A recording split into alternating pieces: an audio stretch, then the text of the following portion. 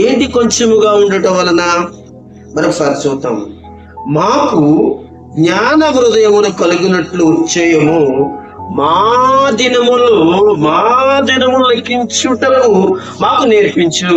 అంటే రోజులను, నెలలను, సంవత్సరములను, దినములను, ప్రతి క్షణములను లెక్కించుకోవటం అనేది మొట్టమొదటిగా నేర్చుకోవాల్సిన విషయం అని భక్తుడు తెలియజేస్తున్నాడు.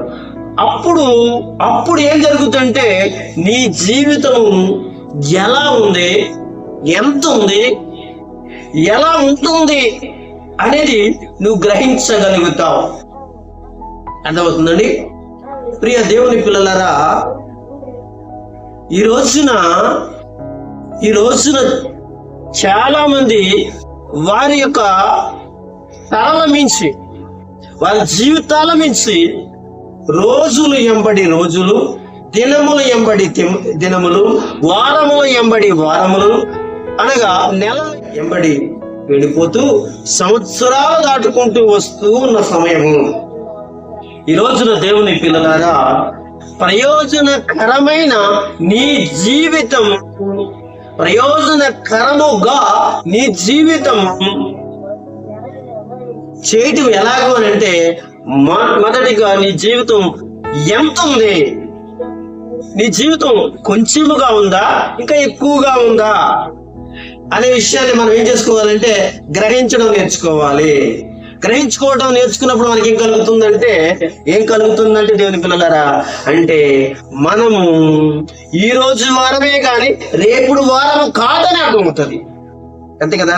మన జీవితం ఒకసారి ఆలోచన చేస్తే, నేను ఉంటానా, నేను ఎల్లుండి ఉంటానా, అసలు ఈ సంవత్సరం ఉంటానా, అసలు ఈ నెల ఉంటానా, అసలు ఇంటికి వెళ్ళిన తర్వాత నేను ఉంటానా అనేది మరొకసారి మన జీవితాన్ని ఒకసారి అనగా కొంచెముగా ఉందా లేకపోతే పొడిగించబడిందా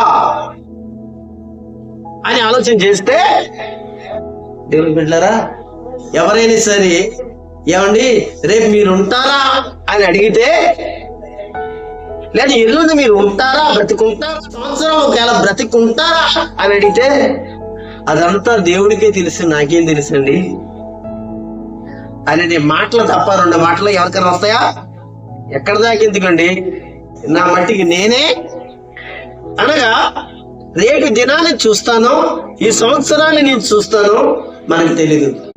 ఏంటి కొంచెముగా ఉండటం వలన? మరొకసారి చూద్దాం.